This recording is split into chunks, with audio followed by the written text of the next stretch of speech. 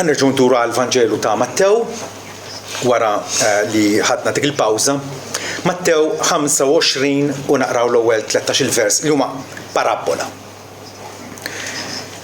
Ġesu qed jitkellem u jgħid imbagħad saltent ismewwiet se tkun mxebbħa ma' 10 verġni li ħadu l-lampi tagħhom u ħarġu biex jiltaqgħu mal-arus. U 5 minnhom kienu boloħ u 5 għaqlin, għax il-boloħ meta ħadu l-lampi tagħhom ma ħadux żejt magħhom. Imma l-għaqlin ħadu żejt fil-ġrajriet mal-lampi tagħhom. Issa billi l-arus iddawwar ma ġie, tniesu l-koll u raqdu. Imma f'nofs il-lejl kien hemm għajta. Ara, l-arus, oħorġu biex tiltaqgħu miegħu. Imbagħad dawk il-verġini kollha qamu u trimjaw il-lampi tagħhom u l-boloħ qalu lill-għaqlin: Għatuna nitfa' miż-żejt tagħkom għax il-lampi tagħna ħajintfew. Ma l-għaqlin wieġbu bil-qalu: Le, li ma jmux ma jservix għalina u għalikom. Morru aktar xant il-bejjija u ixtru għalikom u fuskom. Waqt li kienu sejrin biex jixtru ġie l-arus u li preparati daħlu miegħu għall-bankett tat-tieġ u jnaraq il-bieb. U aktar tard ġew ukoll il-verġini l-oħrajn u qalu: Sinjur, Sinjur, iftilna. Imma wieġeb bil-qal: Tassew ngħidilkom ma nafkomx. Mela qassu għax la tafu l-jum u lanqas is-sija. Toġobni kif titkellem l-Iskrittura. M'hemmx titwir mal-lewża. Dak li Alla għandu jgħidulna mingħajr eżitazzjoni u mingħajr ħabbi. Hemm nies li għandhom il-ħajja eterna, hemm nies li m'għandhomx. Hemm nies li għandhom il-Kristu, hemm nies li m'għandhomx il-Kristu. Hemm nies li huma mitlufa, hemm nies li huma salvati. Hemm nies li jafuh il-Alla, hemm nies li ma jafuhx. Diskors bħal dan, forsi l-qarrej modern jiskandalizza ruħu bih u jinfixax, irid kollox ambigwu, kollox fil-gris, għaliex aħna mhux kollha f'baħar wieħed qegħdin, għal Alla m'aħniex. Alla għandu żewġ kategoriji ta' nies, dawk li huma fis-salta tiegħu u dawk li għadhom barra.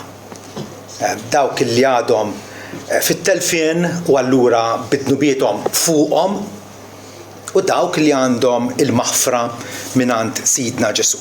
Ġesu kif tafu hawnhekk qiegħed ikompli d-diskors tiegħu billi wara li għalilna illi qatt jirritorna biex jiġġudika l-bnedmin kollha, il-punt li qiegħed itambar u jibqa' jenfasizza hija li nkunu preparati.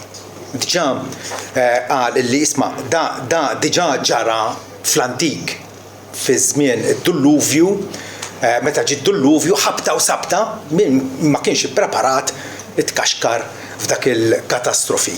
Imbagħad jgħid ukoll illi bħal meta wieħed isiefer u jħalli l-qaddejja tiegħu id-dar.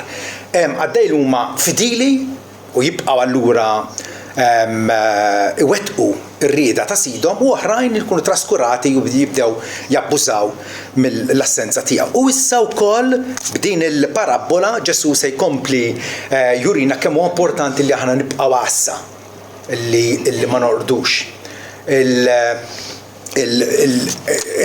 Sejjaħ lil dawn l-10 xebbiet 5 minnhom boloħ u 5 għaqlin. Taraw illi mhux kulħadd huwa l-istess.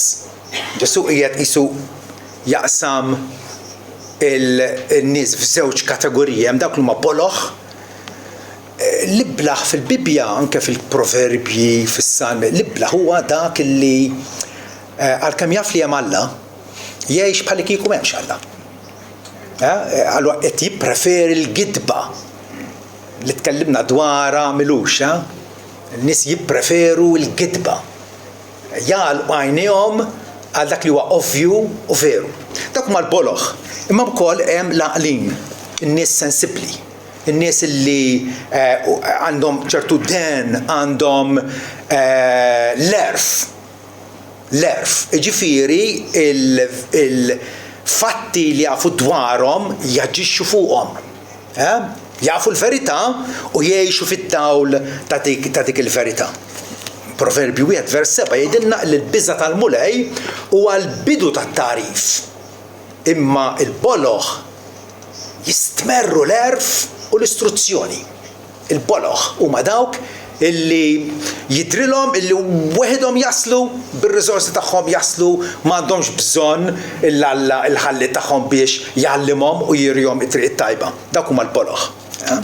L-istess ħaġa issa meta niġu biex inħarsu lejn xi ħaġa, avveniment li żgurissimu se jiġri, ma nafux meta, ma żgur se jiġri. Ġesu li darba żarna u twieled f'Bethlehem u għex ħajja ta' umiljazzjoni fostna biex jirbaħna għal Alla, dan istess Ġesu qatt jerġa' jiġi f'din id-dinja biex jikkonkludi l-istorja umana fuq l-art. Smajna dwar ir-ritorn ta' Kristu x'qegħdin nagħmlu. Ħanibqgħu ġiġibeqqi bħalli kieku ma smajna xejn? Jew forsi ħanużaw dan l-avveniment biex noqogħdu nġildu bejnietna u b'dil iskemi ta' vera hemm skema korretta li hija malma mill-Bibja, imma il-profezija ħanaġa nfakkarkom hija mogħtija biex tqanqalna, biex timmotivana, biex nqumu minn postna u nieħdu azzjoni, naġixxu fuq dak li nafu. Allura il-ritorn ta' Kristu ċertament se jagħmel id-differenza bejn it-telfien jew il-barka eterna. Aħniex se nkunu milquwa fih dan Alla biex ingawduh għall-eternità, jew inkella se nkunu separati minnu f'dannazzjoni eterna. Il-fatti grandjużi dwar l-infern u l-ġenna Ġesu jgħallimhom u jisħaq fuqhom u allura rridu ngħixu fid-dawl tagħhom. Issa ovvjament Ġesu tella lura fis-smewwiet qiegħed fuq l-eminja ta' Alla, qiegħed jinterċiedi għalina, qiegħed jiġbor lin-nies u mill-erba' titruf tad-dinja minn kull pajjiż u ġens u tribu, vera, dan ix-xogħol għadu għaddej u jidher illi Ġesu se idum ma jiġi, infatti diġà għaddew 2 millenji, tajjeb, il-Bibja tisħaq illi ġej malajr. L-idea hi biex aħna nibqgħu naħsu. Id-dewmien fir-ritorn ta' Kristu finalment jiddistingwi min huma n-nies sapjenti, min huma n-nies għaqlin u min huma n-nies boloħ, jew ħansejħilhom b'korta vista. Nies b'korta vista huma nies bħali li għandhom bżonn jużaw in-nuċċali għax altrimenti jaraw daħna. Ma rridux nkunu hekk aħna, jekk Alla qalilna minn qabel avvenimenti li se jiġru aktar il qudiem qalilna għax dawk l-avvenimenti se jaffettwawna. U allura rridu nkunu nies sapjenti bħal dawk il-5 xebbiet illi mal-lampi tagħhom ħadu wkoll iż-żejt. Li tkun imħejji għal miġja ta' Ġesu, ġifieri tkun imħejji biex tibqa' tistennih fit-tul. Issa ħanajduha. Il-ħajja umana tagħna, l-omor tagħna wa qasir vera, jgħaddi bħal del fuq ħajt. Jgħaddi bħal daħna.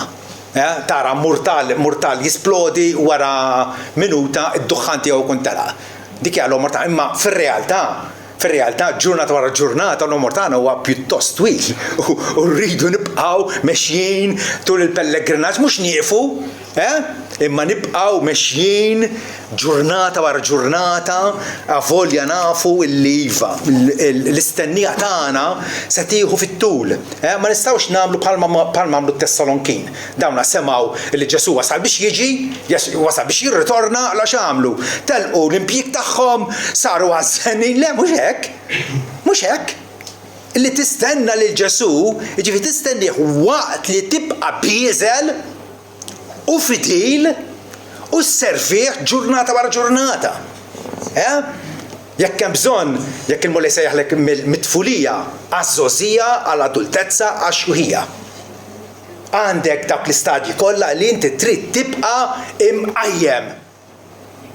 Trid tibqa' bil-preparat għal miġja tas-sit.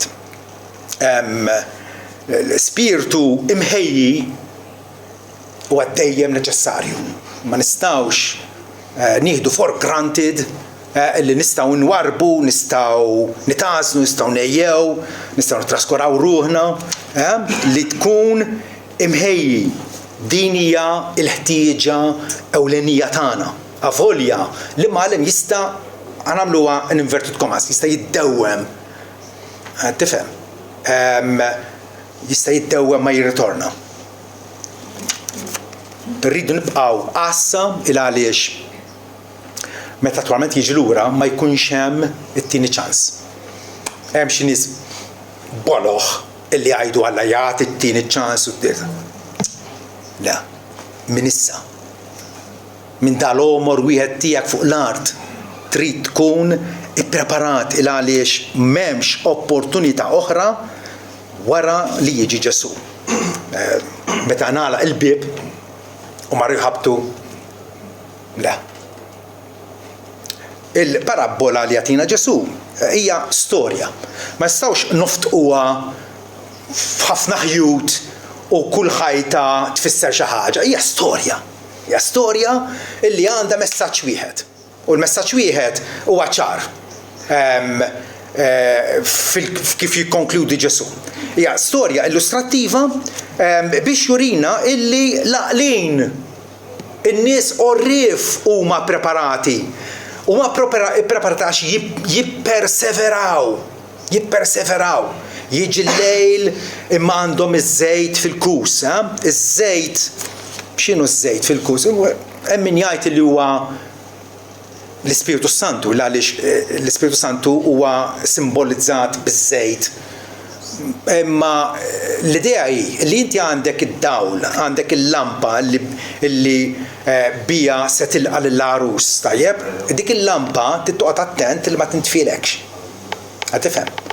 Aħna llum għandna l-elettriku, ma jien niftakarni bil-lampa u dik il-lampa fil-kastana titżidilha l-petrolju għax tibda ddaħħan u tintefa'.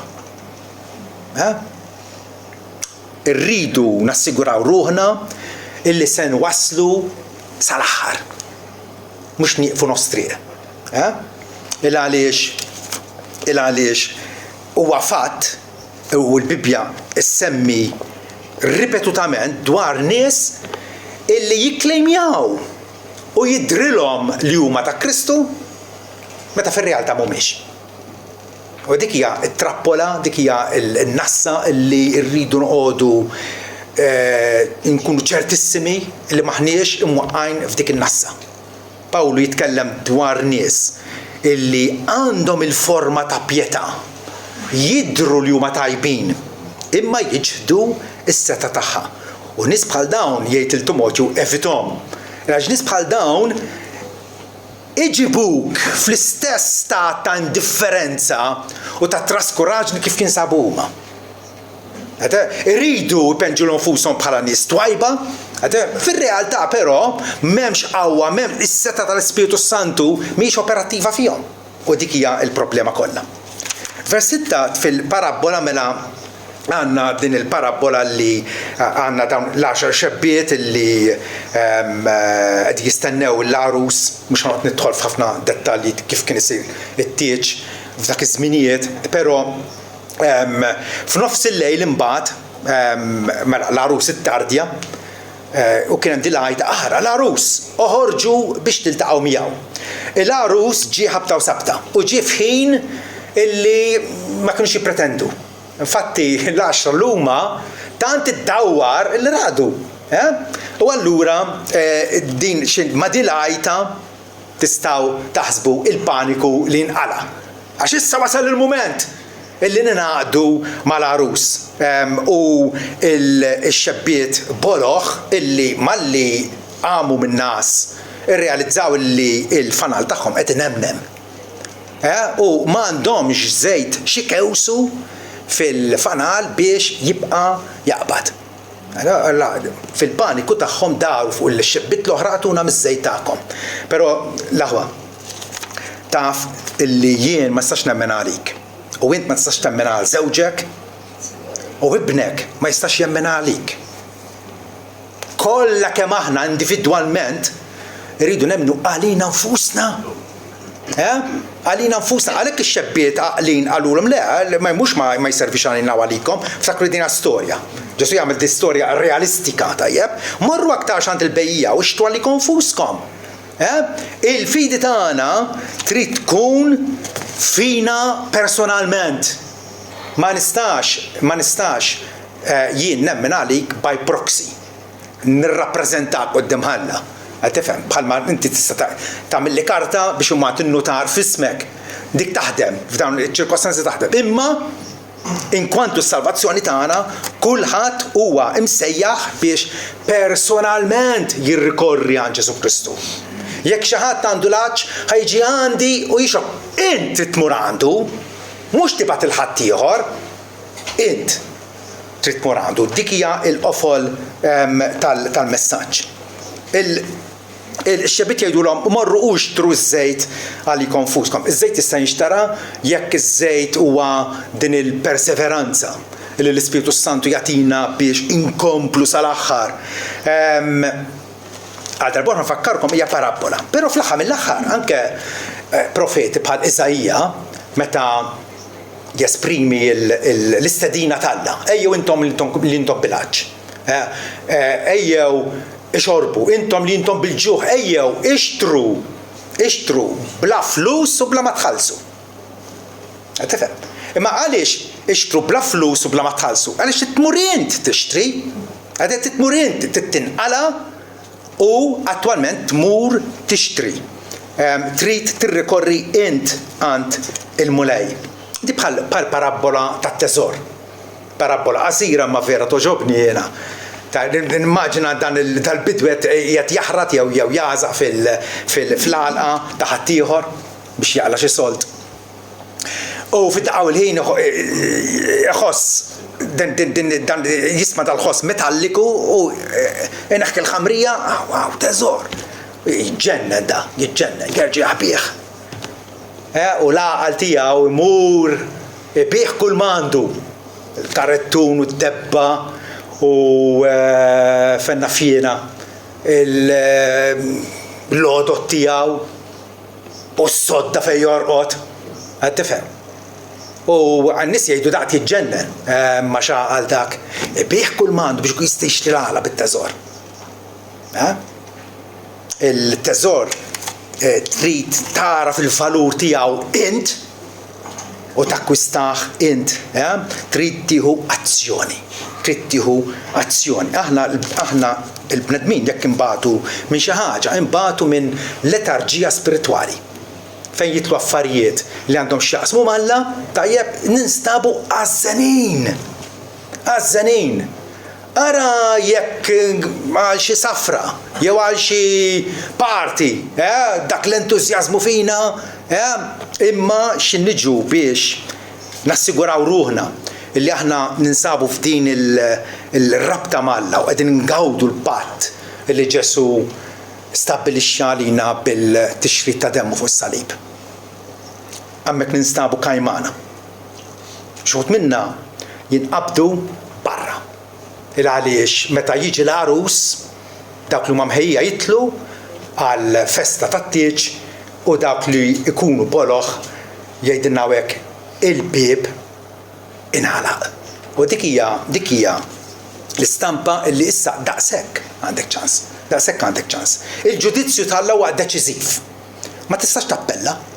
Għana jekk tħossok illi kellek każ il-qorti u marċivej ġustizzja, tista' tagħmel appell, vera? U tista' tirpu, tista' titilfu.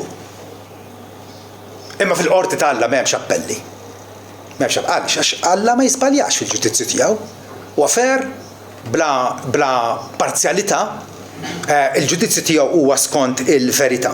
U allura il-bieb ingħalaq hija xokkanti, ħatkun xokkanti għal ħafna nies għaliex kif għadna m'hemmx ċans ieħor. Għalkemm il-boloħ għax huma boloħ jaħsbu illi għandhom id-dritt u għandhom il-jett li jingħatalhom iċ-ċans.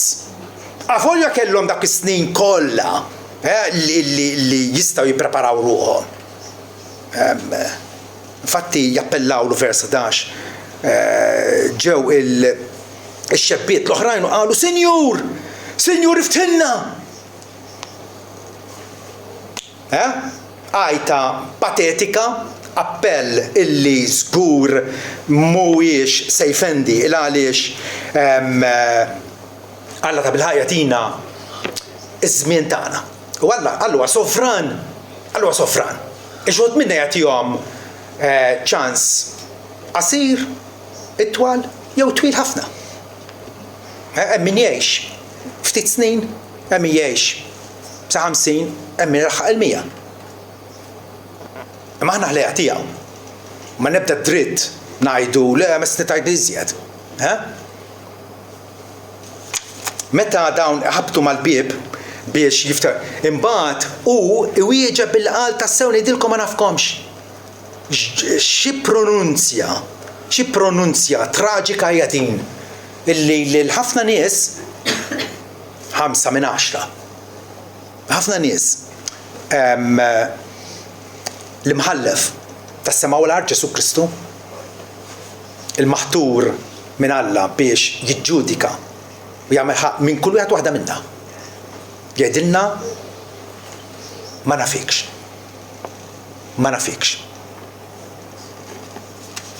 Din l-istqarrija ma nafkomx ma jfissirx Ġesu ma kienx jaf dwar ċertu nies, Ġesu huwa omnisċjenti. Ġesu jaf kollox, jaf il-fatti kollha. Din hija espressjoni komuni ħafna li kienu jużaw il-lut.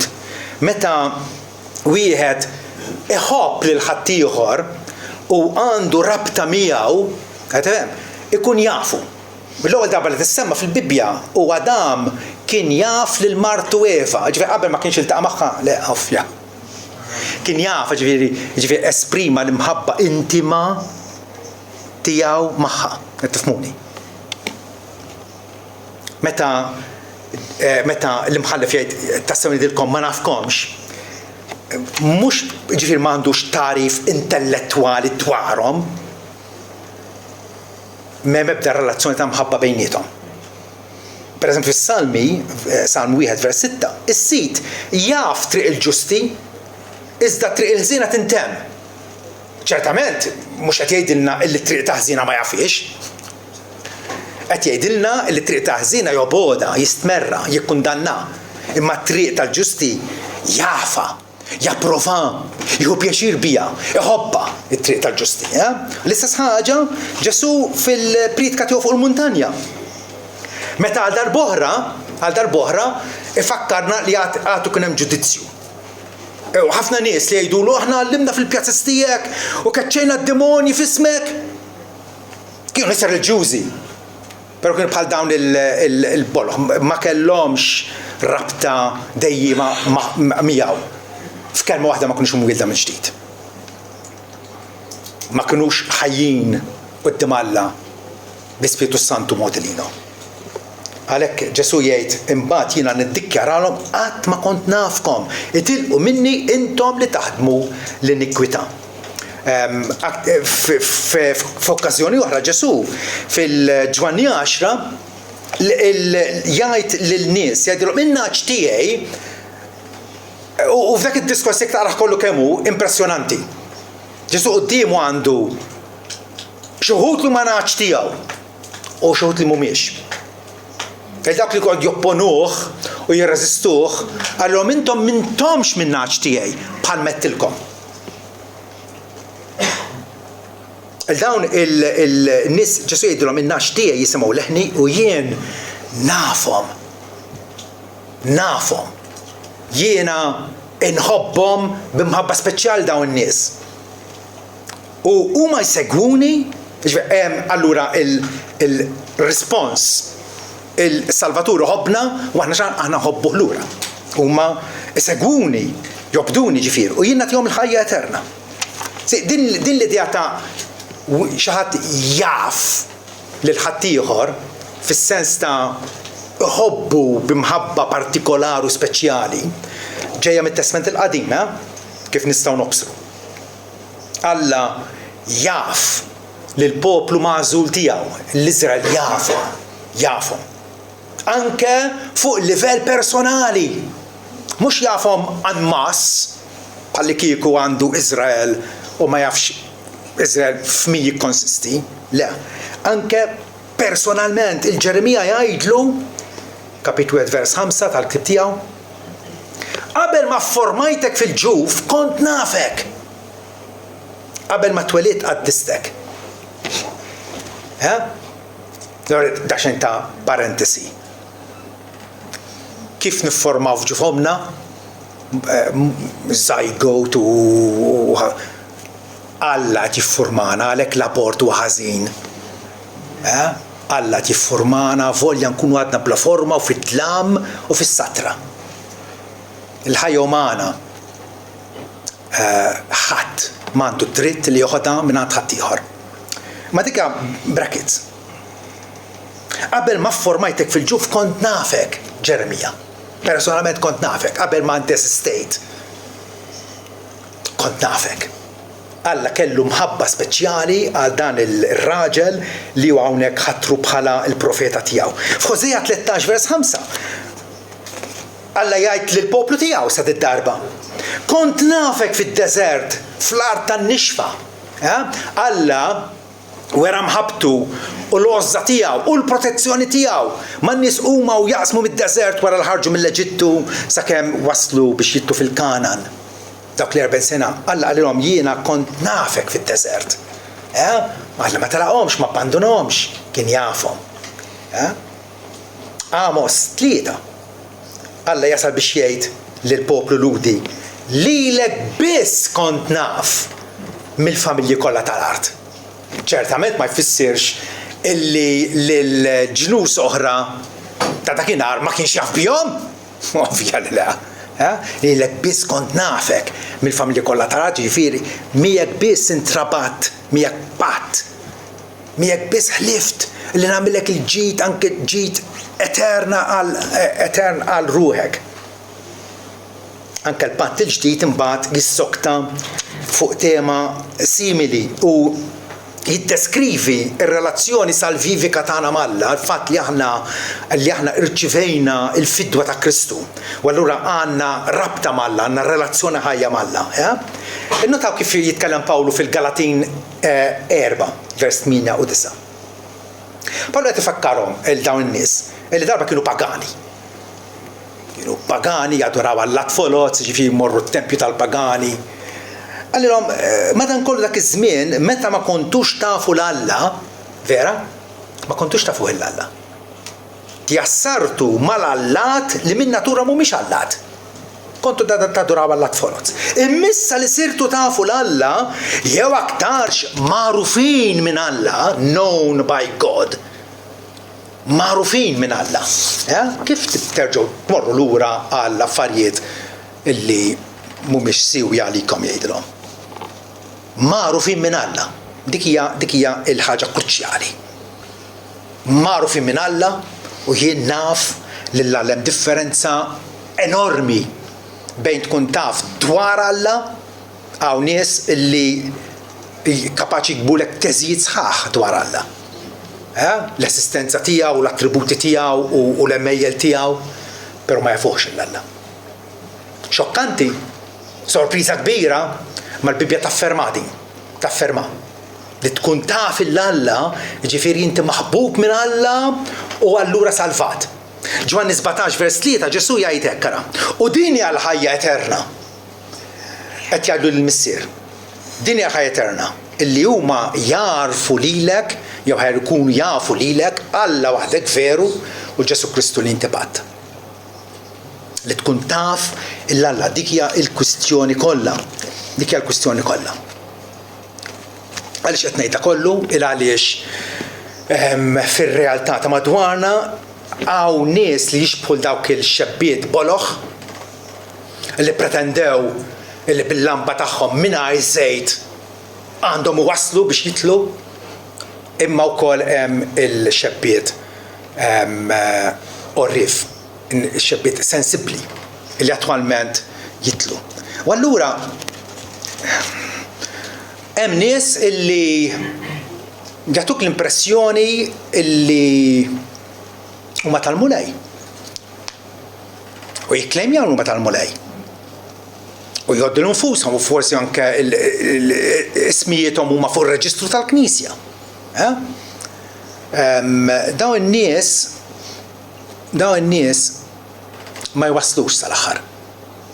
Għamil jistgħu jwaslu sal-aħħar ma xorta jkunu fi stat ta' telfien. Ħafna drabi jinkixfu. Hekk ġralhom Imenew u Filetu, Pawlu jirreferi għalihom fl-aħħar ittra li kiteb il-Timotju. Il-dawn in-nies jgħid, dawn l-irġiel iddevjaw mill-verità. Ħarġu l-barra mill-verità. Fili kienu mexxin fil-verità, mbagħad ħarġu l-barra. Pawlu qed jgħid li dawn in-nies kienu bħal da xebbiet boloħ. Kellhom il-fanal spiċċalhom. Wara ma waslux. Tgħidli allura aħna jien Kristjan ħanqod imwerwer u nibża. Le, Pawlu jkompli jgħid, madankollu is-sies jew il-pedament sod Alla jibqa' wieqaf u għandu tas-siġiel. Is-sit jaf il-dawk li huma tiegħu. Jafhom il-dawk li huma mifdin bid-dem ta' Kristu. Imweldin mill-ġdid moti għas-siġiel tal-Ispiritu Santu. U allura jinsabu f'patt dejjiem Alla, s-sit jafhom. Is-sit iħobbhom u jibqa' jħobbhom għal tul l-eternità kollha. U allura m'għandniex għalfejn ninkeddu jew nsiru ansjużi li nibqgħu sobriji u nibqgħu nagħtu każ it-teddid tal-Alla u naqbdu sħiħ mal-wedi tiegħu u nosservaw l-kmandamenti tiegħu, ovvjament. U għaliex nagħmluh dan? Għax inħobbuh il-Alla. Temma tgħid malfejn nħobbuh il-Alla, għax hu ħabna. Għax hu ħabna, hemm din ir-relazzjoni bejnietna. Dik hija s-sabiħ tas-salvazzjoni tagħna. Allura, il-punt ewlieni tal-parabola. Ġesu għad ipenġilna din l-istorja, storja interessanti, storja memorabbli wkoll. U fl-aħħar jgħid vers 13 mela qassu għax la tafu l-jum u lanqas is-sija. Ġesu qal dik l-istorja kollha biex ikun jista' jgħid mela. Smajtu din il-ġrajja kollha. Tajjeb? Ġrajja li faċilment tiftakara. Mela! X'inhi l-lezzjoni? X'għandha tkun ir-reazzjoni tagħna? Qassu. F'xi traduzzjoni bil-Malti għandna isru, imma isru tafu xi tfisser taħdem overtime.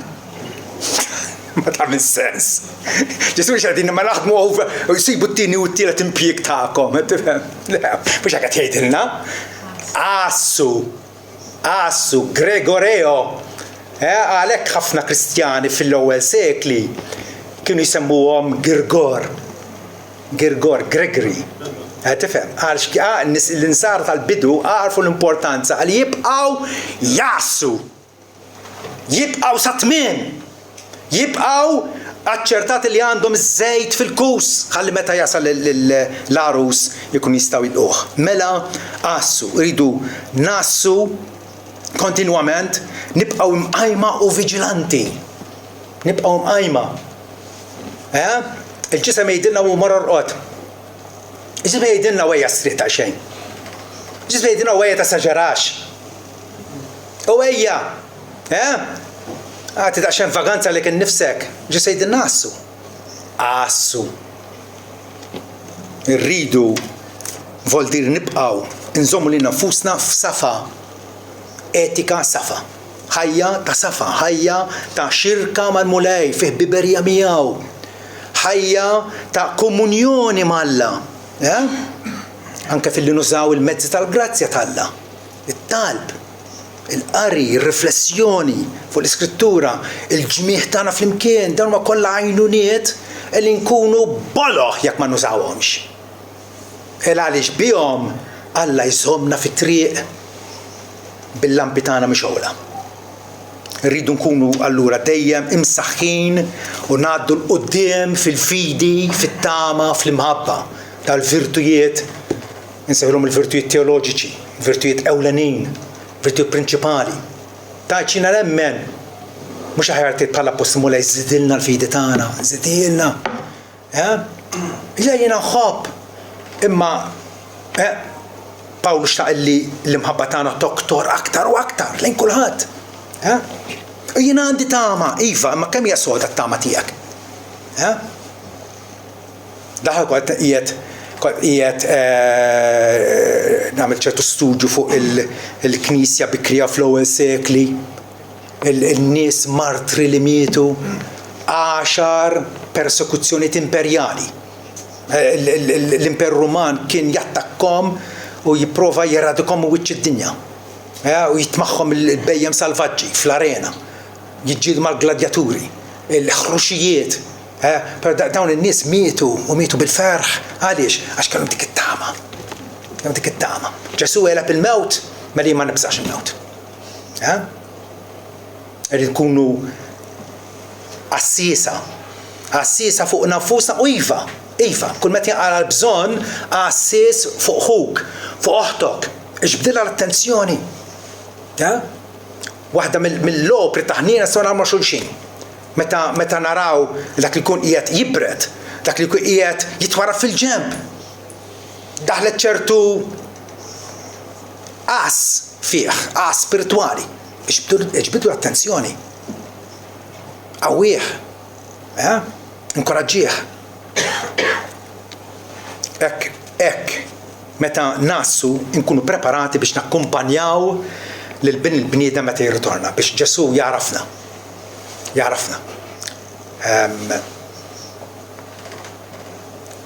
Il-Bibbja infatti tagħlaq billi tpenġilna xenarju sabiħ. Xi wħud jgħidu ma' Ġesu meta kien fostna għax qatt ma żżewweġ. Aħna nżewġu. Tifhem? Tafu li għala Ġesu qatt ma żżewweġ. Illa għaliex qatt irid jiżżewweġ. Ġesu qed jipprepara l-għarusa tiegħu, qed isejħilha mill-ġenerazzjonijiet kollha, mill-pajjiżi kollha tad-dinja. Aħna l-fidili se niffurmaw il-għarusa tiegħu, li hu ħabb. Kristu ħabb il-Knisja u talu nnifsu għalija biex qaddisha u jnaddafha bil-ħasil tal-ilma bil-kelma vera. U allura fil-Rivelazzjoni 19 naqraw ħanifirħu u neżultaw. Nfakkaru teżulta ġifieri toqmos bil-ferħ, toqmos bla limiti. Ħanifirħu neżultaw u nagħtuh il-glorja lill-Alla għax wasal it-tieġ tal-ħaruf u martu l-estiet li nfisha. Aħna rridu nlestu li nfusna. Kif? Ingħatala biex tkun imlibsa bażel fin, risplendenti u natif. Kull għarusa fil-jum tat-tiex tagħha tilbes il-bis speċjali vera? Issa ovvjament bejn għarusa oħra kulħadd għandu il-fema tiegħu u l-preferenzi tiegħu, imma l-għarusa tkun tinaraf li hija l-għarusa. Vera? U l-għarusa ta' Ġesu se tkun imlibsa bażel fin, risplendenti, jitti, għażel jitti u natif. Tgħidu li x'inhi din-libsa tagħha? Ġwanni jgħidilna. Għax l-għażel fin huwa l-atti ġusti tal-qaddisin. Meta aħna nimxu fi stil ta' ħajja fejn qegħdin nagħmlu tajjeb u nħobbu l-liġi tal-Alla il għaliex dik hija l-vija tal-libertà għalina. Il-vija li twassalna sa tmiem. Allura dil-parabola tenfasizza l-punt illi għalkemm Ġesu jirrakkonta dwar 10 xebbiet illi stennew l-għarus nofshom biss kienu kwalifikati. Nofshom biss. Ma rridu nassumu xejn. Għax hawn qegħdin nitkellmu dwar id-destin etern tagħna. Ħafna jipprofessaw il-fidi, iżda mhix fidi maħluqa fihom mill-Ispiritu Santu. Hija fidi mingħajr żejt. Tħares lihom u tarahom li għalissa għandhom il-lampa tixel, imma dik il-lampa jekk ma tibqax tisqija iż-żejt.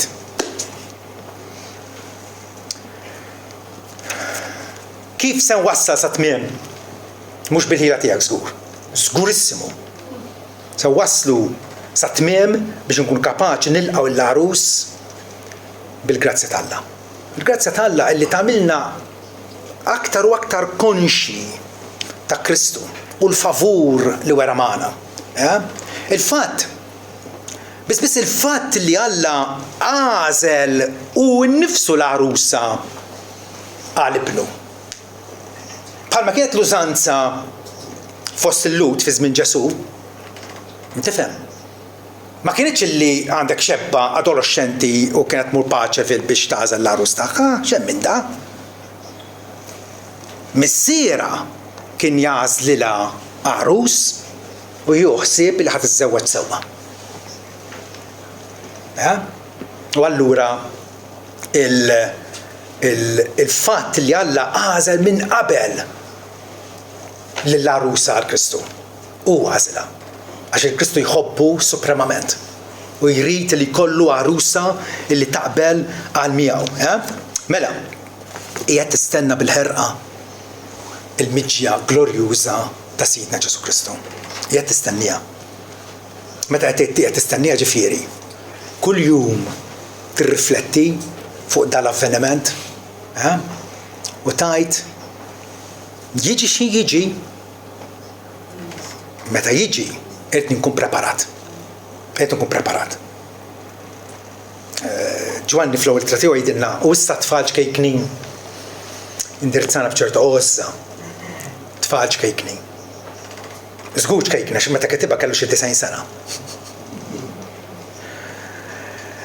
Tfal ġkejkni ibqgħu fih jgħidilna, ibqgħu fih. Ġesu jenfasizza din jiena d-dilja antum il-frijej mi jibqa' fija u jiena fih, da jagħmel il-frott. Ferran ma tagħmilx frott il-ġardinarja tagħha u jarmija fin-nar. Ibqgħu fih, ġifieri ħankomplu għandek dil kontinwazzjoni, kultant ukoll kontinwazzjoni paċenzjuża, imma ċertament hija kontinwazzjoni bil-ferħ il għaliex hija l-espressjoni ta' dir-rabta li għandna mas-Salvatur. Ibqgħu fih sabiex meta jkun manifestat, meta Ġesu ikun muri fl-aħħar jum, ikollna konfidenza u ma nistħux minnu fil-miġġa tiegħu. Meta tistħi? Tistħi meta inti stajt għamilt aħjar u ma għamilx. Bqajt lura. Tistħi meta tmur għal okkażjoni jgħidulek id-dress code x'għandu jkun. Qed tifhem? U inti tmur bil-flip-flop. U inti tmur bit-t-shirt. U issa tara kulħadd li jibes gala u li jibes bl-ingravata u kol. Hemmhekk tistħi. Ġwana tgħidi naċċertaw rukom il-filmiġġa tiegħu ma tistħux. Tkunu mlibsin dak l-għażel abjad u nadif. Din hija l-isfida li għandna qudiemna, però hija sfida li Alla fis-suffiċenza tiegħu jassigurana illi nilqawha u ngħadduha. Għaliex? Għax hu jafna. U jafna. U mhux se jarmina jew jabbandunana. Pawlu meta kiteb il-Korintina l-ewwel darba, fil-bidunet tal-ittra qalilhom li intom qegħdin tistennew bil-ħeġġa. Ara Kristjan ta' vej jistenna bil-ħeġġa. Jistenna b'ċerta ħrara. Qegħdin nistennew bil-ħeġġa ir-rivelazzjoni ta' Sidna Ġesu Kristu li wkoll se jikkonfermakom sa tmiem qed jgħidilna. Qegħdin taraw din l-assigurazzjoni għal dawk li Alla jafhom, Alla jassigurana, jikkonfermana sa tmiem bla tixlija. Meta Ġesu jiġi ħadd ma ħajkun kapaċi jipponta subaħ lejna u jgħid għaliex le? Għaliex nubietna huma ikkanċellati. Mirduma fl-ifnat oċean. Mifruda minna daskam il-vant u ambijat mill-punent. Id-dem ta' Kristu inaddafna minn kull dub. U allura mal-miġġa tiegħu se nkunu bla tixlija f'jum Sidna Ġesu Kristu. Fidilu Alla. Alla taħseb li ħibda xogħol tajjeb fik. U jinsik ma tarax. Jekk inti verament ikkonvertit, jekk inti verament il-fiduċja tiegħek hija f'Ġesu Kristu. U fix-xogħol illi hu wettaq fuq is-salib għall-fidwa tiegħek. Jekk ta' bil-ħaq dan huwa l-każ, Alla se jibqa' fidil miegħek. Alla se jibqa' fidil. Alla mhux se iqatta l-karti biex kif ngħidu bil-Malti. Fidilu Alla li minnu kontum sejħin għax-xirka mibnu Ġesu Kristu. Xirka li bdiet minn issa. Amin, xaxqa illi Alla jintrabat magħna minn issa stess. Minn issa stess. U li wedna biss ħwejjeġ aħjar. Il għaliex mal-miġġa ta' Ġesu se niddaħlu f'ismew ġodda u ġdida. Li fihom tagħammar biss il-ġustizzja. Għajxien tajjeb, għajxien immarkat bil-ferħ, bis-sliem. Għajxien illi x-xirka tagħna Alla, il-ħbibija tagħna Alla ma tkunx mittiefsa. Kif inhi bħalissa. Din hija l-mistennija tagħna l-aħwa. U allura qassu għax la tafu l-jum u lanqas is-sija. Amen.